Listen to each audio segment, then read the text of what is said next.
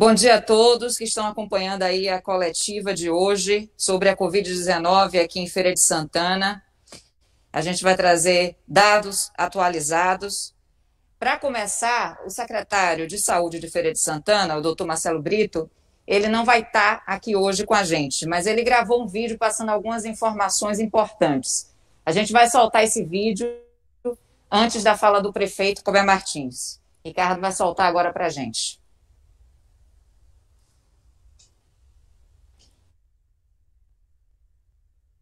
Olha, nós estamos agora vacinando pessoas nascidas em 1966, mas com uma boa notícia. Todos os grupos de comorbidade, eles já estão em etapas finais de vacinação. Então, nós estamos falando da limpeza pública, nós estamos falando dos profissionais de saúde, das Forças Armadas, nós estamos falando da segurança pública. Nós estamos falando de todos esses segmentos, grávidas, lactentes, puérperas, pessoas com comorbidade. Então, dessa forma, nós estamos atendendo todas as exigências da CIB, das regras do Ministério da Saúde, mas definimos que nós não podemos manter isso de forma eterna. Então, quem tem sua prioridade, faça uso da sua prioridade, porque a partir do dia 16, nós não mais seguiremos as regras dos grupos prioritários. Os grupos prioritários estão tendo sua prioridade preservada, mas eles têm que cumprir essa prioridade agora até o dia 15. Dia 16, nós estaremos focados com a idade das pessoas. E aí o nosso objetivo é tentar reduzir essa idade de forma mais intensa, ou reduzindo 1 ano por dia, ou até tentando reduzir de 2 em 2 e até de 3 em 3 anos. Tudo vai depender da quantidade de vacinas. E nós pegaremos todas as unidades para vacinar tudo, de forma a ficar muito próximo da população a possibilidade que ela tem de fazer sua vacinação. Então, repetindo, os grupos prioritários, aqueles grupos todos que nós acabamos de falar, têm ainda a sua prioridade preservada até o dia 15. Você que está me ouvindo, compareça nas unidades e faça a sua vacinação como grupo prioritário até o dia 15. A partir do dia 16, você não está proibido de tomar vacina de forma nenhuma, mas vai ter que começar agora a respeitar as datas de nascimento conforme toda o resto da população feirense. É uma luta muito grande, é uma luta difícil, mas eu diria que é uma luta que nos traz muita satisfação. Quando você assiste as pessoas gritando na vacinação porque acabaram de tomar sua vacina, você se rejuvenesce. Você aprende como é que a população gosta e fica satisfeita pelo fato de conseguir vacinação. É um incentivo a mais que o servidor público tem quando assiste essa cena. Então, fico muito contente. Não é fácil, é muito complicado. Já fui obrigado a trazer notícias de que as vacinas acabaram. Fui para a linha de frente, falei com as pessoas na fila. É evidente que a gente terminou ouvindo uma insatisfação grande, algumas vezes descarrega toda aquela carga que está ali negativa, mas é nossa obrigação ter que ouvir mesmo e se desculpar, apesar da responsabilidade não ser da prefeitura, isso vem lá de cima, mas somos nós que estamos na linha de frente. É para isso que nós estamos lá e nós vamos cumprir nossa obrigação. A vacina vai ter que sair da geladeira e vai ter que ir para o braço das pessoas. Esse é um trabalho diuturno, Renata, onde nós buscamos convencer as pessoas a tomar a segunda dose, o que para mim é muito estranho. E se a pessoa já tomou a primeira dose, não há razão para evitar tomar a segunda. E aí eu fico mostrando à população o exemplo dos trabalhadores de saúde, onde o índice de pessoas que não comparecem para tomar a segunda dose é praticamente zero. Então percebam que as pessoas que são trabalhadoras de saúde conhecem tecnicamente a importância da vacina, a importância de se vacinar, de prevenir o vírus. Ela vai para a primeira dose e comparece certinho para a segunda dose. Então, os outros grupos e a própria idade devem se mirar nesse exemplo. Siga esse exemplo do trabalhador da saúde que sabe o que está fazendo e vacine você também. Não perca a sua segunda dose. Continue insistindo. Você tem uma segunda dose marcada. Se por acaso você não pode comparecer naquele dia, antecipar alguns dias ou retardar alguns dias não vai fazer diferença nenhuma. O importante é que você tome a segunda dose. Mais um fator importante. Nós temos guardado a segunda dose para beneficiar você que já tomou a segunda, mas eu começo a chegar próximo da data de vencimento da vacina. E nós não vamos perder vacina. Isso é uma garantia que esse secretário tem que dar e que a prefeitura está dando. Vacina não vai para o lixo. Então, se nós chegarmos próximo da data de vencimento, nós vamos lançar mão da segunda dose para vacinar, mesmo que seja de primeira dose, já que, na verdade, a vacina é a mesma. Mas eu não vou poder ficar guardando a segunda dose para você que não compareceu de forma eterna. Essa vacina, em algum momento, e esse momento já está chegando, vai sair da segunda dose e vai para a população que deseja se vacinar. Se você não quer se vacinar na segunda dose, paciência. Sua vacina vai para a mão de outra pessoa. Vacinação na zona rural é um desafio à parte. Tá? Nós estamos mandando, sim, vacinas e mais vacinas para os distritos sanitários. É uma equipe extremamente valorosa, extremamente dedicada, passa por dificuldades que são difíceis até de mensurar. Tá? Nós já tivemos casos aqui de corte dos funcionários quando passaram por cercas de arame farpado, as pessoas que terminaram se esgueirando no chão e encontraram cansanção, e aí pegaram urticária por causa da planta. Então você tem as mais variadas histórias. E são histórias de grande dedicação à causa. Isso é que eu acho mais bonito nesse pessoal. Não é o fato de estar aqui como secretário, no ar-condicionado, no gabinete. O que a gente acha bonito é essa pessoa que está lá na ponta. Essa pessoa que está no sol, meio-dia, enfrentando o cachorro solto, enfrentando vaca, enfrentando boi, enfrentando cobra, para levar a vacina para você.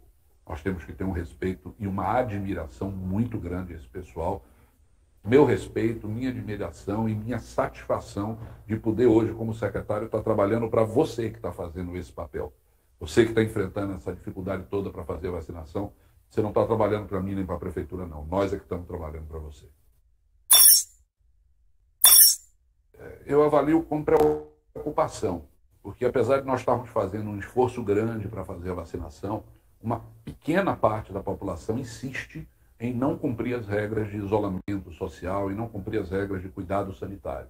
Então a gente volta a insistir para o mesmo ponto, lavar as mãos, andar com álcool gel, fazer a utilização de máscara. Eu estou aqui conversando com vocês porque eu praticamente não tenho ninguém na sala. Por isso que eu posso estar conversando com vocês dessa vez, sem máscara, sem precisar estar parlamentado e protegido.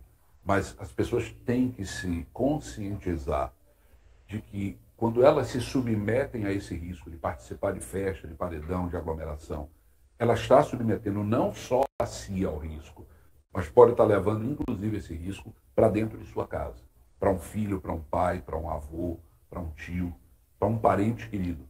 E aí vem aquela pergunta clássica, Renata, que eu gosto de fazer: será que vale a pena, por 2 ou 3 horas de satisfação numa festa cheia de gente, você passar o resto da vida se lamentando porque perdeu um ente querido por causa disso? Será que esse preço vale mesmo ser pago? Eu acho que não vale. Por isso, meu apelo a você: não participe de festa, não espere a fiscalização da prefeitura aparecer para fechar bar. Eu acho que isso tudo é uma grande desnecessidade. Você poderia, sim, não estar comparecendo a esses lugares, e dessa forma esses lugares, mesmo que queira abrir, se não tem público, ela fecha.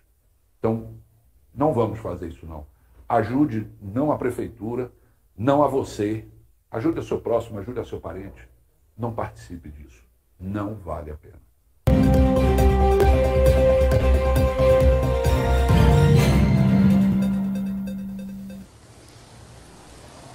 Então, está aí a fala do secretário Marcelo Brito. Ele fez um balanço sobre a Covid aqui em Feira de Santana, sobre a situação que a gente está enfrentando, um balanço também sobre a vacinação, falou do trabalho que vem sendo desenvolvido de vacinação na zona rural e da segunda dose. A gente ainda tem esse problema, muitas pessoas não estão indo tomar a segunda dose, e é importante tomar a segunda dose da vacina.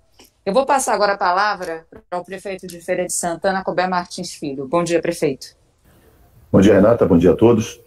Estamos voltando essa conversa com vocês num dia extremamente grave, num momento extremamente complicado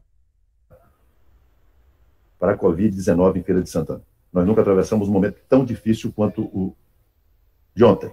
Hoje, certamente, nós teremos um dia ainda mais difícil, mais complicado, com um grande número de pessoas com risco grave de transmissão da doença e mais ainda de agravamento dela. Eu vou rapidamente a uma conversa na direção do hospital de campanha. Chico. Bom dia.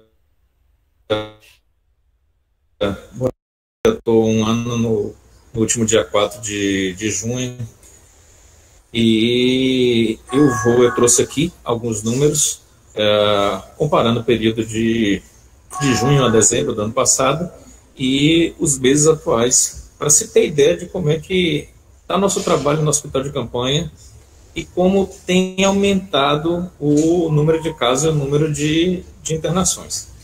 Então, o total de admissões até maio foi de 1.245. De junho a dezembro, foram 539 admissões. Ou seja, o número já é bem maior desse ano. Então, evoluímos da seguinte forma: janeiro, 75, fevereiro, 98 e março, 164. Até então, naquele momento, o maior número.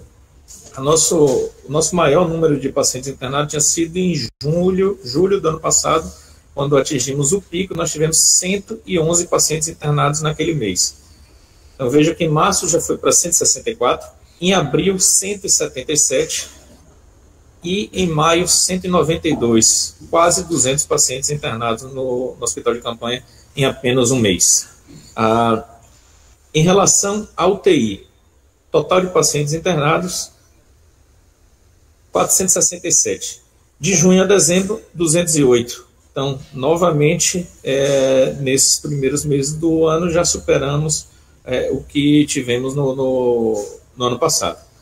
E evoluímos da seguinte forma: janeiro, 37 casos, fevereiro, 45, em março, 66 pacientes, abril e maio, 53. Essa diminuição de abril e maio em relação a março não é porque se desmobilizou leito, é porque o paciente passa mais tempo internado e, naturalmente, a gente tem que negar, mas não tem jeito. Para se ter ideia, a gente vem com a ocupação máxima da UTI desde o dia 26 de fevereiro. Do dia 26 de fevereiro para cá, a UTI tem estado lotada quase que todos os dias. Acredito que desse período todo entre pacientes na unidade. Bom, o grupo que interna mais nesse momento é o grupo de 50 a 59 anos. Tá? Esse grupo é mais ou menos 40 a 45% das internações do hospital de campanha e, naturalmente, a maior parte dos pacientes na UTI também. A nossa média de idade da UTI, que no início era acima de 65 anos, 68, 69, hoje ela já caiu, já chegamos a ter média de idade na UTI de paciente internado de 50 anos. Tá? Já tivemos paciente de 20 anos de idade internado na UTI e entubado. Bom, em relação aos óbitos ocorridos esse ano. Em janeiro foram 23, em fevereiro foram 14, em março 27, em abril 26 e em maio 29. Tá? Infelizmente, esse número tem se mantido alto nesses últimos meses, justamente por conta da UTI estar sempre lotada também. Bom, um outro dado importante é o número de altas e transferências. Quando é que a gente pede transferência? Se a UTI está lotada e tem um paciente na enfermaria que descompensou, que piorou, fazer transferência desse doente. Em janeiro foram 64 altas e 4 transferências. Em fevereiro foram 51 altas e 3 transferências. Em março, 137 altas e 4 transferências. Em abril, 159 altas e 1 transferência. Em maio, 152 altas e 12 transferências. Tá? Então, em maio, a gente teve um aumento da saída de pacientes, mas, porém, com 12 transferências. O que isso quer dizer? Volto a afirmar, o número de casos graves tem crescido, e justamente por conta disso, a gente interna o paciente mais precocemente, mas quando ele piora e não tem vaga na UTI, a gente tem que solicitar a transferência. Bom, nesse momento, o hospital está praticamente lotado, 18 dos 18 leitos de UTI estão ocupados, e na enfermaria, nesse momento, temos 43 dos 44 leitos ocupados. Isso, infelizmente, tem sido uma constante nas últimas semanas, de a gente chegar à ocupação máxima e começar a negar vaga também para leito clínico, leito de enfermaria. Tá? Claro, a nossa grande preocupação no hospital de campanha são as aglomerações que podem vir a acontecer nesse período de festas juninas, porque ano passado a gente não tinha esses leitos ocupados, tá? E chegamos ao pico de internação no início de julho, quando tivemos 100% da UTI e 75% da enfermaria ocupada. Nesse momento, a gente está com 100% da UTI e 98% da enfermaria ocupada, e o único pedido que eu posso fazer é não aglomerem, porque infelizmente pode faltar vaga. Acho que era isso que eu tinha a colocar. Essas são as informações de momento. Vocês veem o nível de ocupação e de gravidade. É importante lembrar que foi aberta mais uma UTI no Hospital Dom Pedro de Alcântara. O que nós estamos fazendo aqui é uma análise do nosso hospital de campanha, mas acresça-se a isso mais 8 leitos de UTI, que normalmente também estão permanentemente ocupados. Mas eu vou pedir à doutora Melissa Falcão que possa fazer uma análise também do ponto de vista deste momento, epidemiologicamente, e do ponto de vista de infectologia. Vamos lá, Melissa.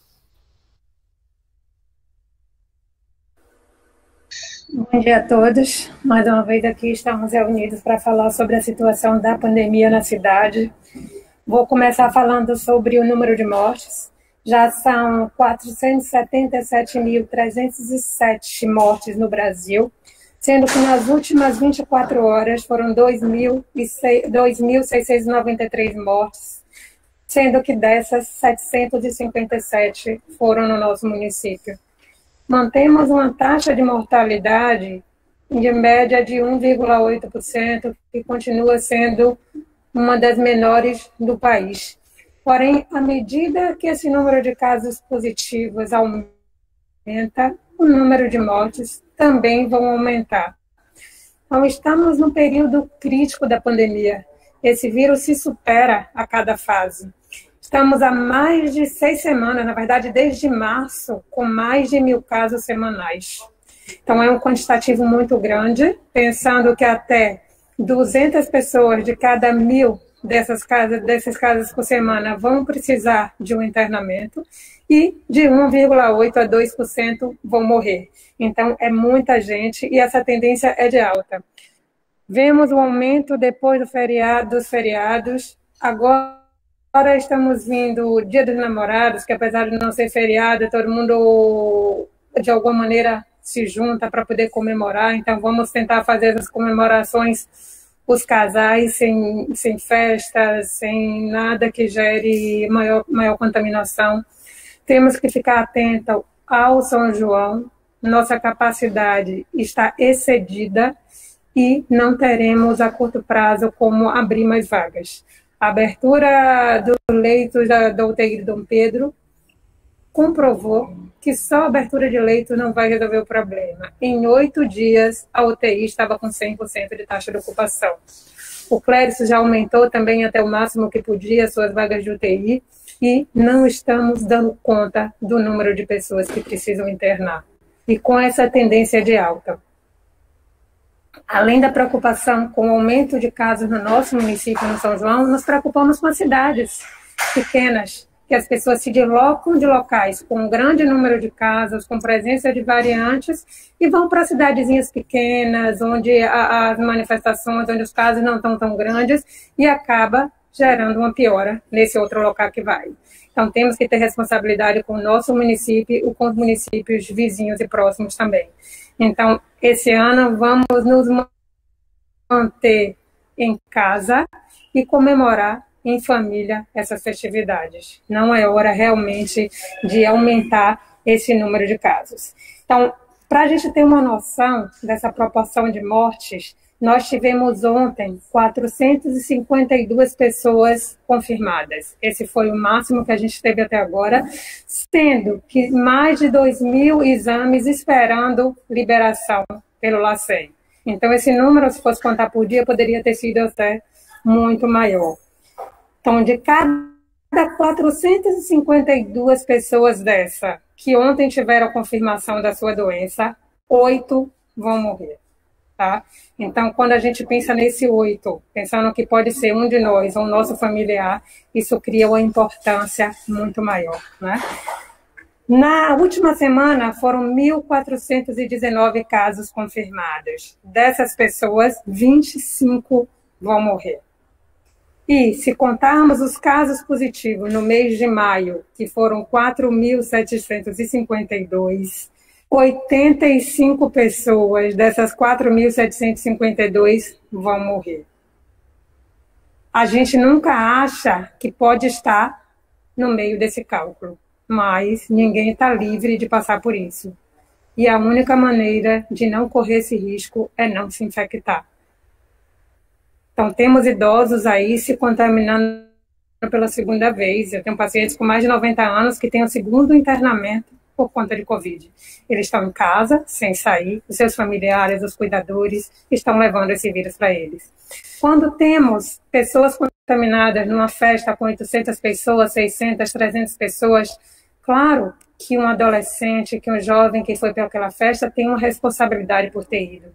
Mas a responsabilidade também é do empresário que permitiu que aquilo acontecesse e não deixa de ser indiretamente nossa também por estar permitindo que aquilo aconteça. Então, a gente pede aí uma responsabilidade grande dos empresários, dos sindicatos, dos bares e dos restaurantes, para que as coisas sejam cumpridas. Então, entendemos a dificuldade do comércio, a dificuldade das atividades comerciais e permitimos que elas funcionem dentro de algumas regras, mas não temos como fiscalizar isso em período integral. Então, pedimos que os sindicatos, que os empresários se mobilizem para poder fazer com que todos sigam a regra, porque senão todos acabam pagando pelo erro de poucos. Então é um momento que realmente precisamos nos unir para conseguir, de alguma maneira, tentar reduzir essa situação. Então, a nossa rede de saúde está superlotada, temos pacientes em fila de internamento para transferência para UTI, e nossas UTIs não têm vaga.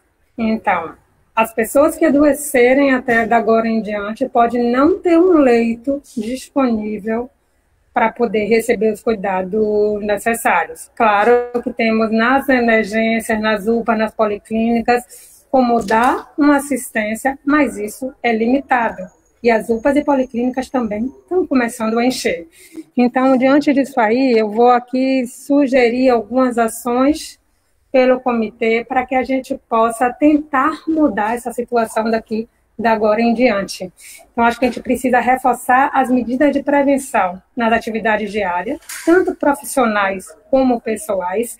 Vejo um relaxamento cada vez maior das atividades das empresas em relação às medidas de isolamento. Antigamente, a gente entrava no supermercado, tinha alguém aferindo a temperatura, apesar de aquilo não ser tão eficaz, mas é uma medida de coibir que alguém doente tente entrar. O álcool gel sendo distribuído na porta. Hoje, em muitos lugares, nem álcool tem na porta, não tem mais um quantitativo de pessoas que pode entrar naquele estabelecimento. A gente vê os estabelecimentos cheios, com as filas, uma pessoa grudada na outra. Então, precisamos voltar a ter uma maior atenção em relação a isso aí. Eu acho que nesse momento que estamos, alguma restrição do horário de funcionamento das atividades comerciais vai ser necessária.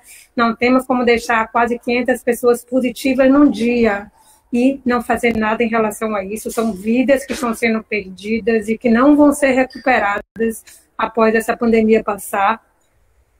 Uma maior agilidade no resultado dos exames do SUS né, temos um único local, que é o LACEN, que faz o resultado do PCR para a Bahia inteira. Então, muita gente cobra, porque a Prefeitura de Feira faz a coleta do exame e quando vai entregar já tem 2 semanas, a pessoa já saiu do isolamento. Isso não é responsabilidade nossa. Nós fazemos a coleta dos exames, essa quantidade de exames coletados diariamente tem aumentado à medida que a pandemia avança, e esses exames são encaminhados conseguindo dar conta da demanda da Bahia. Diante disso, estamos tentando algumas medidas alternativas para tentar agilizar esses resultados de exame do município. Além disso, também precisamos aumentar a força de trabalho da vigilância epidemiológica. Com 500 casos positivos num dia, 200 positivos num dia, como a gente estava tendo anteriormente, a equipe da vigilância não está conseguindo fazer esse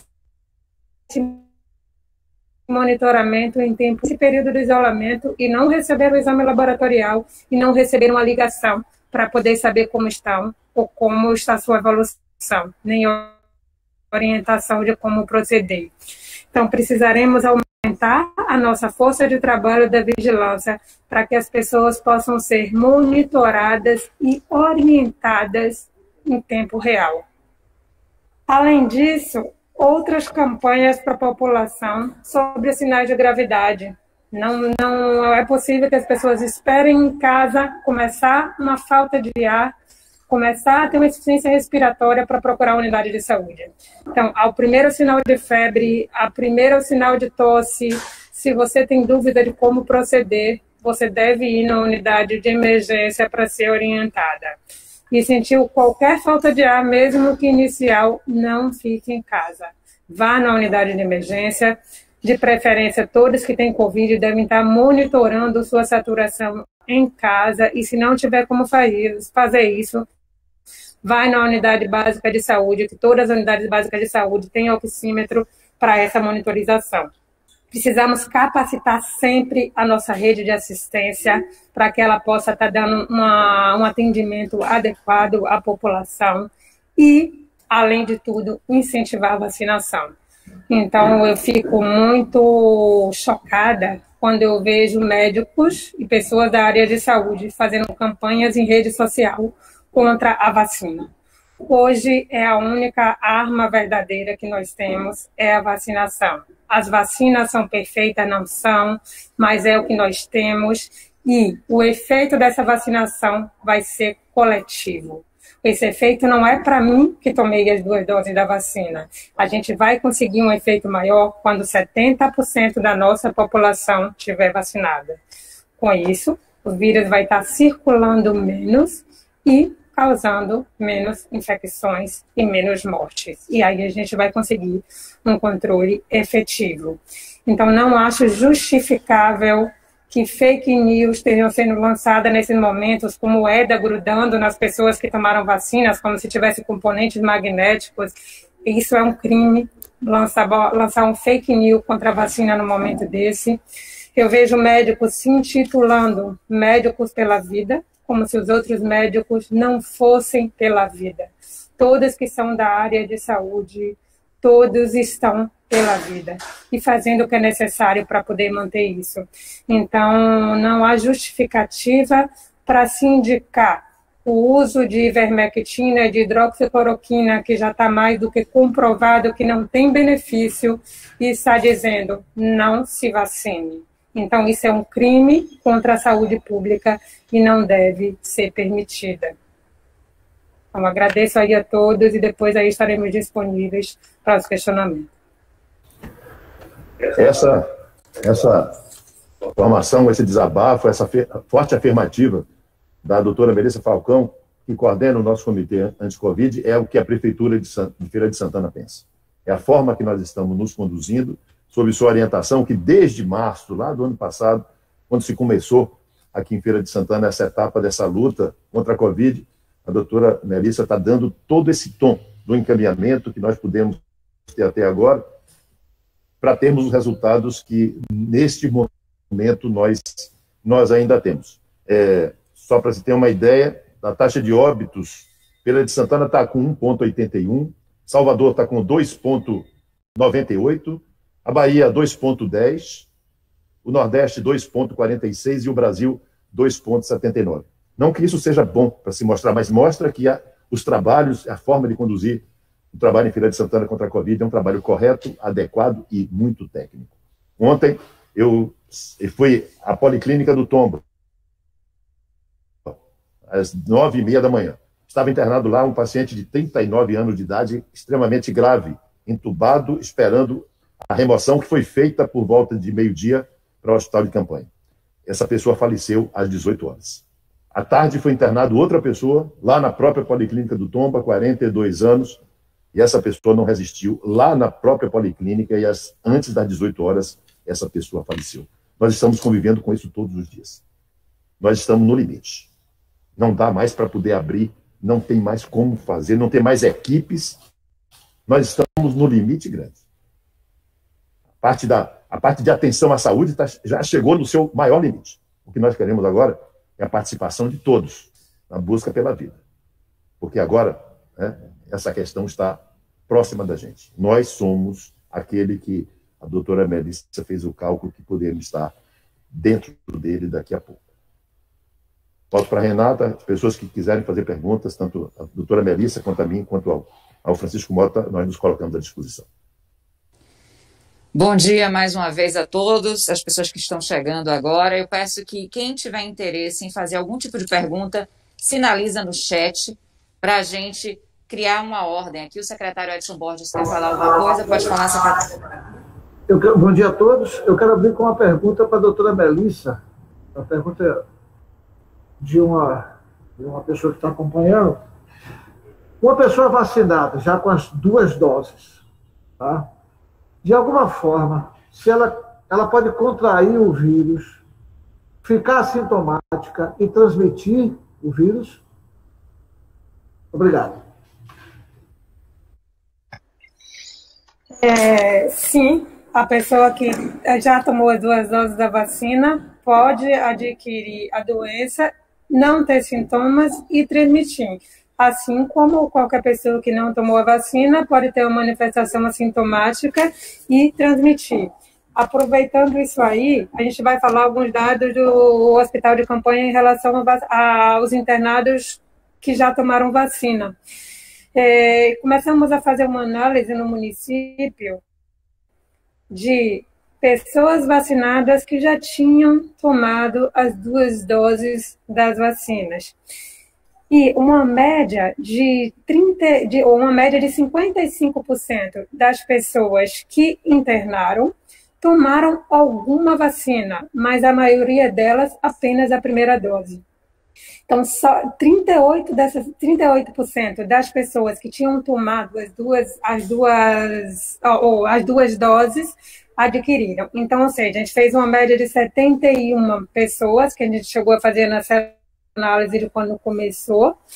32 delas não tinham sido vacinadas, então 45%, e 55% tinham tomado pelo menos uma dose. Mas a maioria tinha tomado apenas uma dose, 62%, e 38% delas tinham tomado as 2 doses. Dessas pessoas, a grande parte delas todas foram com a Coronavac, nenhuma que tomou as 2 doses da Oxford teve esse internamento.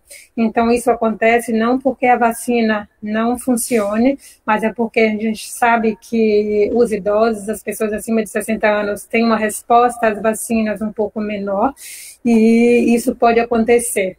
Mas não quer dizer que a vacina não funcione, e as pessoas que adquiriram Covid sem tomar a vacina, provavelmente terão uma evolução muito mais grave do que aquelas que já são vacinadas.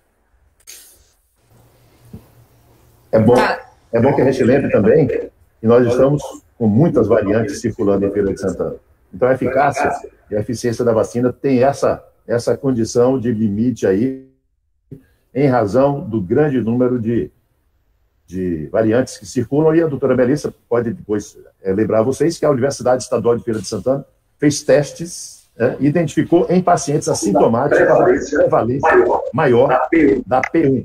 da variante de Manaus em Feira de Santana. Repito, em pacientes assintomáticos, o que é extremamente grave, extremamente difícil de ter uma ação eficaz, mais eficaz da vacina. O prefeito falou dessa pesquisa realizada pela UFES. O resultado da pesquisa sai no dia 16 de junho. Está sendo coordenado por uma professora da Universidade Estadual de Feira de Santana, e o resultado final sai no dia 16 de junho. Eles vão divulgar esse resultado. Eu passo a palavra agora para o colega Hammurabi Dias. Bom dia, Hammurabi. Bom dia, Renata. Bom dia aos presentes na coletiva. Eu tenho dois questionamentos a fazer à doutora Melissa Falcão. Um tema já foi até comentado muito rapidamente, mas se a senhora puder comentar mais um pouco sobre essa questão do estado epidemiológico aqui em Feira de Santana com relação às variantes.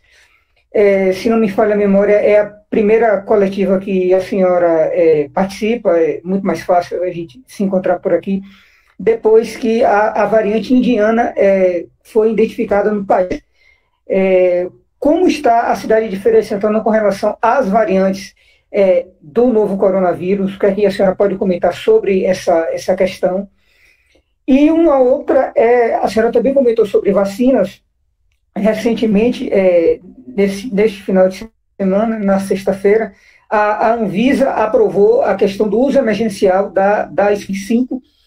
Né? Eu vou comentar só sobre essa questão da Sputnik, porque envolve a Bahia, vai receber 1% aí que era proposto receber, né, porque é um uso emergencial, mas foi uma vacina que demorou muito, né? É uma vacina que teve muitos debates sobre elas, até uma questão sobre o vírus replicante, até comentar sobre isso aí, mas eu gostaria de ouvir um comentário da senhora sobre essa questão da vacina Sputnik 5, que não vai chegar nem em Feira, nem em Salvador, será em outras cidades, por uma questão de monitorar.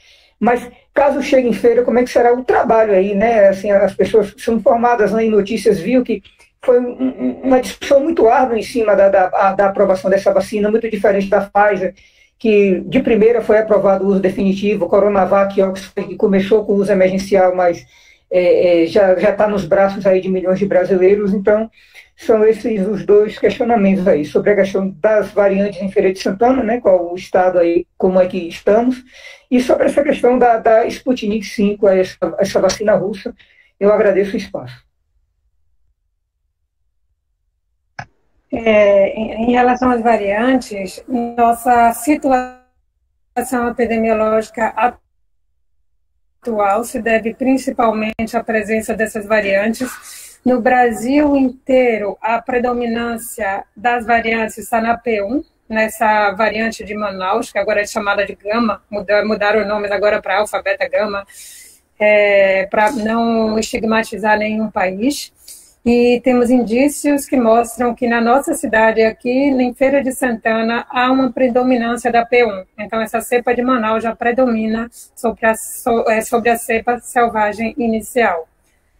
A cepa indiana não tem nenhuma confirmação na Bahia e nós não tivemos nenhuma suspeita em Feira de Santana de pessoa que pudesse estar com essa cepa indiana. Então, por enquanto, não é um problema real para nosso município, mas sem dúvida isso será, porque as variantes estão se espalhando com a rapidez muito grande. Então, estamos atentos a todas as pessoas que possam ter vindo de estados onde tiveram confirmação de cepas indianas ou que chegaram de viagens para a Índia ou para algum lugar que tenha também essa variante.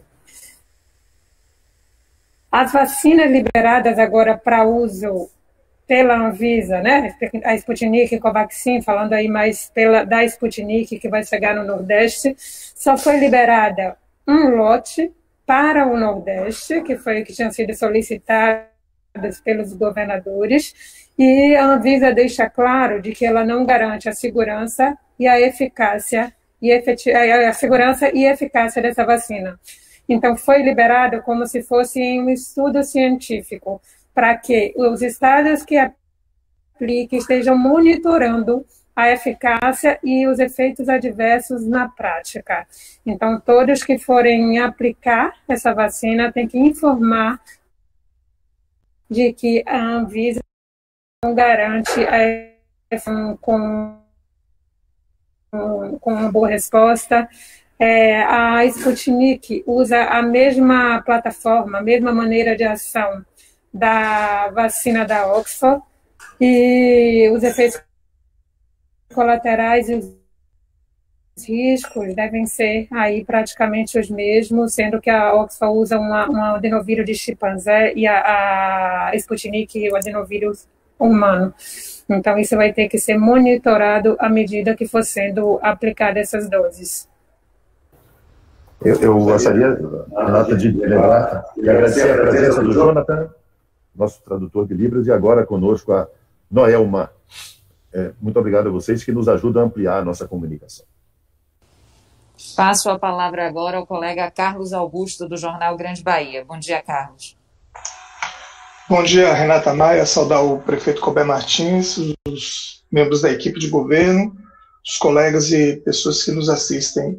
Eu gostaria de começar destacando, acho que é importante a imprensa reconhecer os acertos das administrações, da mesma forma que pontua os erros que as administrações, os políticos cometem. Então, há um elevado nível de acerto no trabalho desenvolvido pela equipe do prefeito Colbert Martins, e isso é muito positivo para todos nós. Há muita seriedade, há muito conhecimento científico e não há uma politização negativa sobre as medidas que devem ser tomadas. Mais uma vez, hoje, essa coletiva ressalta que somos nós, os cidadãos, que devemos tomar as principais medidas de autoproteção, seguindo as recomendações sanitárias que são recorrentes. Isso é muito interessante também. Ao mesmo tempo, eu gostaria de chamar a atenção da administração que, de fato, foi exitosa a campanha de vacinação e tivemos números elevadíssimos, mas também tivemos aglomerações e filas imensas. Eu sei que é difícil, quase impossível, fazer um planejamento quando não se tem um escalonamento da entrega de vacinas, mas é possível se pensar em subdivisões quando o número de vacinas for muito, muito grande por grupos, para evitar que a população passe horas em uma fila para ser vacinada. Eu acho que isso não é adequado. Eu gostaria de, aqui, prefeito, ontem nós divulgamos inclusive um vídeo seu em que o senhor faz um apelo sobre a questão da segurança pública, e isso também está conectado com a saúde pública da sociedade, de uma vez que todos nós sabemos que o problema da segurança pública no Brasil está conectado com os elevados níveis de desigualdade social, que, por sua vez, levam uma parte da população a utilizar como meio de subsistência o mundo das drogas. Ou seja, de fato, enquanto não se resolve essa questão das drogas, que tem duas dimensões, uma coercitiva e outra de políticas públicas, nós continuaremos a ter um elevado número de pessoas vítimas, sejam fatais ou não, relacionadas às drogas. E a Câmara Municipal, através do presidente Fernando Torres, informou que iria devolver 2 milhões de reais para a administração, e ontem o prefeito cobrou, inclusive, investimentos do Estado. No entanto, esse mesmo vereador disse que parte desses recursos seriam para aluguéis de veículos que seriam destinados ao governo do Estado. Então, assim, eu fiquei assim um tanto estarrecido. Eu acho que, primeiro, a administração, existe um princípio de equidade de gastos públicos, quando você tem uma receita extra e ela não tem uma verba destinada específica, que é o caso, os recursos voltam para o Tesouro e o gestor municipal é responsável. Há também um conflito ético, porque, embora não possa se vislumbrar nenhum conflito legal, mas o vereador Fernando Torres é dono de redes de postos de combustíveis e também de empresas de trocas de óleo, e, portanto, de certa forma, ele está estimulando uma atividade econômica no segmento dele, e há prioridades da administração, prefeito. O senhor, eu gostaria de concluir minha participação dizendo que o senhor aceitou o desafio, e é uma importante marca de sua administração, de reformar o centro da cidade, restitucionalizar o espaço público.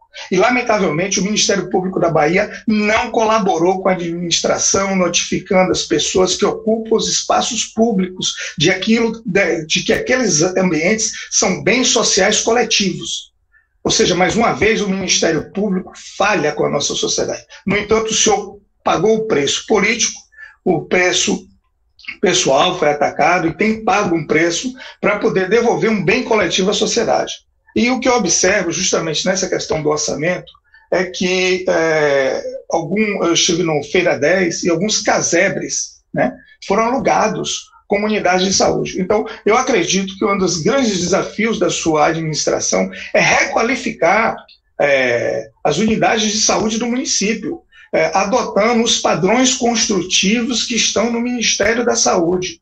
Essa crítica que nós fazemos não é nova e nós a reiteramos. Esperamos que a administração municipal, de fato, comece a adotar os padrões construtivos de unidades de saúde de acordo com os modelos arquitetônicos elaborados pelo Ministério da Saúde e que pare de estar alugando casebres para estar instalando unidades de saúde. É algo muito deplorável, a sociedade não merece isso. Em um mesmo bairro são várias unidades espalhadas de forma erma, de forma desorganizada, entendeu? E que não termina sendo nem do ponto de vista econômico, porque se você pensar que é necessário fazer a gestão de cada uma dessas unidades, quando você poderia ter um número mais reduzido por bairro e de melhor qualidade. Então, são essas as ponderações gerais. Eu reitero o apreço pelo trabalho que o prefeito vem desenvolvendo e pontuo essas questões de forma genérica e finalizo minha participação e aguardo as respostas. Eu gostaria de colocar bem especificamente aqui com relação à questão das filas. Você colocou aí, os outros comentários eu vou me reservar para outro momento, mas dizer que do ponto de vista desta coletiva agora aqui, as filas realmente nós não conseguimos organizar de forma diferente, porque foi a primeira vez que a vacina da Pfizer chegou em Feira de Santana. E nós tínhamos que ter uma equipe pronta para poder fazer esse tipo de aplicação. E naquele momento, as restrições com relação à questão do uso da baixa temperatura eram muito mais fortes do que mudaram para essa semana. Tanto que agora nós vamos fazer já um nível de descentralização importante, mesmo com vacinas da Pfizer. E eu espero que nós possamos, neste momento, ampliar também cada vez mais a quantidade de acessos. O doutor Francisco Mota fez uma observação de que o número maior de mortes no hospital de campanha de pessoas entre 50 e 59 anos. Nós vamos nos concentrar agora na idade. Precisamos aumentar a cobertura. Nós temos mais ou menos 3 semanas com 55 anos sem conseguir reduzir. Então, neste momento, nós temos que ampliar a cobertura desse grupo, que neste momento é o grupo que sofre mais com internações e também com mortes. Enfim, nós estamos tentando corrigir os nossos erros, vamos avançando, e nosso limite é o limite de, primeiro, ter mais vacina. Na hora que as vacinas vierem, nós estamos aplicando, sim, em toda a nossa zona urbana e em toda a nossa zona rural. A outra coisa é uma participação efetiva, uma contribuição direta da participação de cada um. É preciso que a gente tenha esses dois cuidados. Passa a palavra agora ao colega Rafael Velame. Bom dia, Rafael.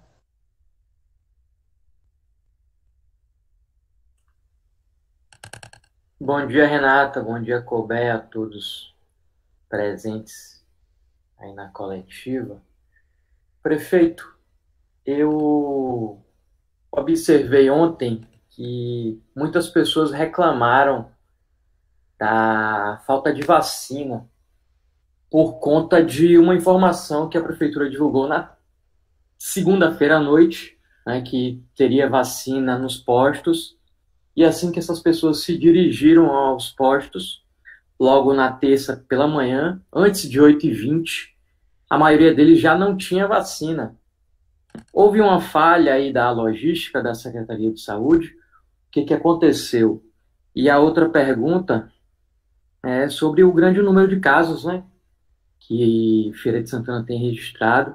Tá, UTI sem vaga, a cidade continua funcionando normalmente, inclusive com festas clandestinas, pouco respeito às medidas do decreto municipal.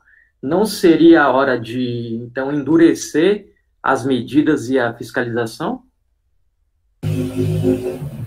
Rafael, eu vou responder inicialmente e a doutora Melissa complementa. Eu acho que está na hora, sim, e a doutora Melissa já colocou a posição que é nossa de fazermos algo muito mais importante, muito mais duro. Os testes têm conduzido para outra cidade da Bahia e a gente toma medidas bem mais fortes e bem mais rígidas. Na nossa comunicação e uma falha na nossa logística. Quero pedir desculpas, houve sim uma falha na comunicação, uma vez que nós utilizamos toda a quantidade de doses existentes. Ao fazermos a análise logística do que tinham restado na noite de segunda-feira, nós vimos que a quantidade era insuficiente. Hoje nós estamos só com vacina D2 em todas as nossas unidades. Vacina D1, neste momento, somente Pfizer na FTC para gestantes, né, e mulheres que estão no 3º mês pós-parto. Então, nós estamos, nesse momento, com um tipo de público com vacina Pfizer, que é lá na FTC. Devemos ter em torno de 1.000 doses neste momento. E aplicando nesse grupo, repito, de pessoas. E houve uma falha na distribuição logística, porque subestimamos a quantidade do uso na própria segunda-feira. Se utilizou praticamente todas as doses existentes que nós tínhamos no município. E nós não temos hoje vacina D1 absolutamente nenhuma disponível, a não ser, repito, a Pfizer lá na FTC, para gestantes, neste momento, gestantes e puérperas. Aquelas mulheres que estão até 3º mês depois do parto. É o que nós temos. Mas, da comunicação quanto da logística. Houve realmente um erro e eu quero me penitenciar dele.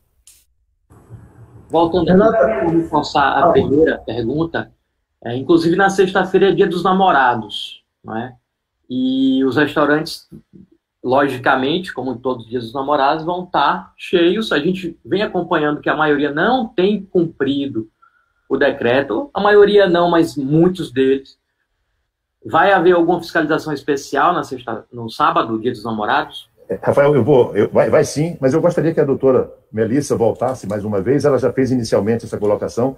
Nós vamos, mais uma vez, acho que a Melissa fez um apelo para que a gente faça a separação adequada. Vamos fazer uma fiscalização mais forte, mas o que eu espero é que os verdadeiros namorados não pensem em fazer uma reunião de um casal e botar um vírus no meio, né? Porque aí vai juntar o que é pior de nós todos, uma alegria, às vezes, muito grande de estar junto com alguém que você gosta, e alguém que detesta a você e detesta a sua mulher, é quem vai participar, às vezes, desse momento. E podendo levar tanto os namorados quanto outras pessoas a situações de saúde absolutamente arriscadas, para poder sermos cuidadosos. Mas eu peço à Melissa que ela possa voltar a falar mais uma vez. Sim, Rafael. Restrições, o que está funcionando agora diante da situação que vivemos é imperativo, não temos como fugir disso, medidas mais restritivas vão ser tomadas e precisa reforçar também a fiscalização. Está sendo reforçada essa fiscalização, mas principalmente em datas como o Dia dos Namorados, o horário de funcionamento vai ter que ser rigorosamente seguido. Então, pedimos aos restaurantes, aos bares que estiverem funcionando com programação para o Dia dos Namorados, que sigam corretamente as medidas recomendadas e o horário de fechamento, para que não venham a sofrer nenhuma punição relacionada a isso. Então, dá para se programar de uma maneira a fechar no momento adequado, evitando contratempos. E caso a situação continue como está, mesmo com as novas medidas tomadas, vai ter que ser pensado aí num fechamento até total, uma coisa que a gente não quer e que vai ser evitado a todo custo, mas sempre a nossa prioridade são as vidas. E vamos fazer tudo o que for necessário para que essas vidas sejam preservadas. E para complementar também, Melissa, estaremos reunidos hoje e amanhã para definirmos as ações que nós deveremos tomar, tanto nesse final de semana quanto no início da semana que vem também. Só para complementar a informação a respeito de fiscalização, na última fiscalização, foram apreendidos 14 aparelhos de som, 13 em estabelecimentos comerciais e um numa residência.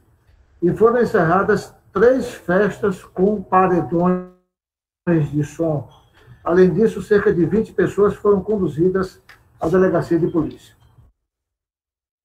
Lembrar a todos também que até agora não existem novas vacinas para D1 na Bahia, pelo que eu saiba. Feira de Santana não recebeu nenhuma informação sobre chegada de doses. Aparentemente,